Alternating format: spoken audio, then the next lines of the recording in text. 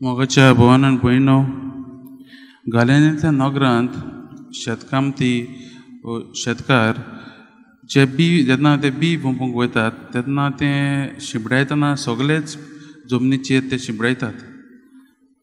हेच विस्वासान की खंयसर तें बी पडटा थंय बरें पीक येवंक. आयच्या शुभ वर्तमानांतूय जेजू येवपा सांगतना आपल्याच सर्गीचें राज परगडटा तें कार्य हे वंप्या भाशेन तो म्हूण सांगता.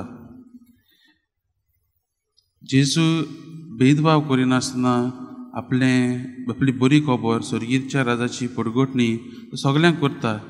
तो दाखयना की हो बरो हो वायट, सगळ्यांक ताचें दिता. हें जेजूचें वो देवाचें उतर आमी मानून घेवंक हें सगळें आमचेरच आदारून आसा. आमीच तें मानून घेवंक जाय, नाजाल्यार आनी आमकां जेजूय फोर्स करिना देवाचें उतर पाळूंक. तें सगळें आमचेरच आदारून आसा. आनी हेंच आमकां जेजू ह्या शुभ वर्तमानांतल्यान ह्या वरपारींतल्यान सांगता. जेजूच्या हे जिवितांत आमी पळयता ताणें हें देवाचें उतर सगळ्यांक परगडटालो, पूण तातूंतलीं जायतीं जाणां देवाचें उतराक पाळो दिनासलीं.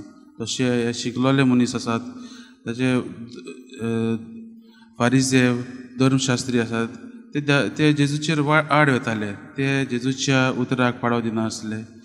आनी ते जावन आसात हे बियां भाशेन जीं वाटेर पडलेलीं, जीं खोडबार पडलेलीं, तांचें काळीज सारकेंच फातराच्या काळिजा भाशेन देवाच्या उतराक पाळो दिवंक तांच्यान जायना आसलें. पूण जेजूच्या उतराक पाळो दिवंक आनिकूय भाशेन लोक आसात, तीं म्हणल्यार हालती काळची लोक आहा, तीं देवाचें उतर पाळटालीं. जेजूच्या उतराक कान दिलो आनी जेजूच्या पावलांनी चलोंक लागलीं. हेंच आयच्या शुभ वर्तमानांतल्यान जेजू आमकां दर एकल्याक सांगता.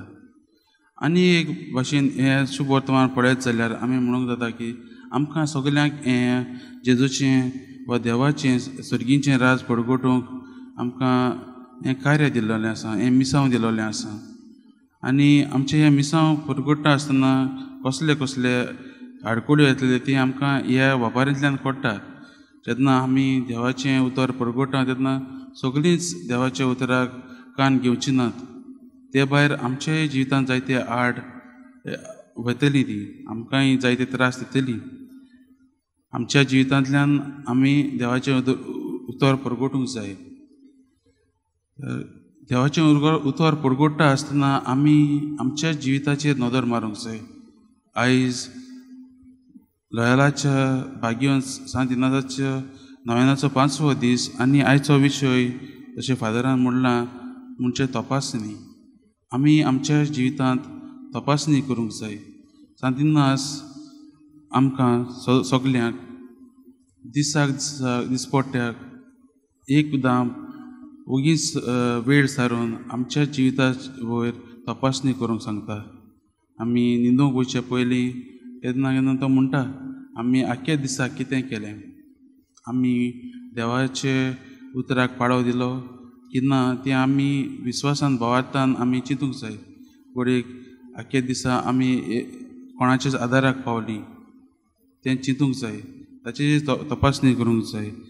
वो आमी कोणाचेर आड गेलीं काय हेचेरूच चिंतून आज सांत इनास आमच्या ह्या विशयाचेर तपासणी ह्या आमकां करूंक सांगता. तर मोगाच्या भावांनो आनी भयणीनो, आमी नियाळ करता आसतना आमच्या जिविताचेर नियाळ करुया. आमी देवाचें उतर पाळता काय वो सैतान आमकां ताळण्यांत घालता, त्या ताळण्यांत आमी आमचें जिवीत रोखडेंच ताका समर्पिता काय, हेच प्रस्न आमी आमच्या जिवितांत करुया. आयज आमी शेपाय शमाचो दीस मनयता, जोकी आनी आना ह्या संतांचें आमी फेस्त मनयता. तर आमच्या जिवितांत हें भावार्थाचें बी रोवंक हें आमचें वडील म्हत्वाचीं. ताणेंच आमच्या जिवितांत हें भावार्थाचें बी रोयलां. तर तांच्याय पासून आमी आयज मागुया आमचे बरोबर थोडी जाणां कोणाचे बरोबर आमचे बरोबर आसत आमचे बरोबर नासत बी तांचो आमी आज उगडास करुया आनी देवान तांकां जबाबदाऱ्यांनी बरोवंक आमी तांचे पासत मागुया.